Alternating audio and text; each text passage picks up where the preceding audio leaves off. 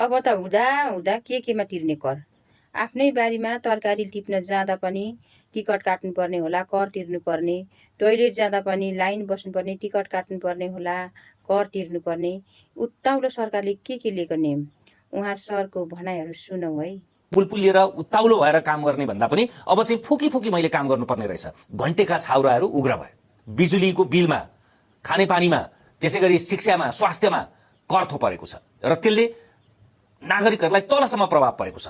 करको पनि पुष्ट्याइ गर्ने आधार होला। कसैको घर अगाडि, सडक विभाग अगाडि, मन्त्रालय अगाडि फोहोरको गाडी लानु फाल्नु भनेको चाहिँ त्यो विद्रोहीले गरेको एउटा विद्रोही चेतका रूपमा बुझिन्थ्यो भने आज सत्ता पक्षले जो अभिभावक पनि हो, जो सबैको प्रश्नको उत्तर दिनुपर्छ, मलाई थाहा छैन भन्न पाइँदैन। जर्मन कम्पनीलाई जुन ठेक्का दिएको छ त्यसलाई तोड्न सचिवालयले बारम्बार रूपमा यसरी लाग्यो कि अख्तियारलाई पनि उसले बलजफ्ती रूपमा प्रयोग गर्यो, प्रयोग होइन दुरुपयोग गर्यो र त्यसैले अतिरिक्त रूपमा यो कहीँ न कहीँ द्रव्यको मोह छ कि किन यति धेरै फ्रान्सेली कम्पनीको कुरा सुनेर त्यसैका आधारमा चाहिँ यसरी आफू अग्रसर भइरहेको छ भन्ने प्रश्नहरू उठेका छन् र यी प्रश्न बिगो दाबी गर्नु, कसै विरुद्ध धरपकड गर्नु भन्दा पनि निष्पक्ष न्यायालयले के गरेको छ त्यसलाई हामीले अन्तिम हेर्नु पर्यो नि त। उच्च अदालतले त अनावश्यक रूपमा तिमीले धरपकड गर्यौ, राज्यलाई अनावश्यक रूपमा तिमीहरूले संयन्त्रलाई दुरुपयोग गर्यौ भनेर फैसलामा भनेको छ त। त्यसैले गर्दाखेरि यस्ता कुराहरूमा ख्याल गर्नु पर्यो। फेरि त्यसका विषयमा राष्ट्रिय स्वतन्त्र पार्टीका सांसदहरूको उत्ताउलो किसिमको प्रतिक्रिया सुनिरहेको छ। न्यायपालिकामाथि हिलो छ्याप्ने काम गरिएको छ।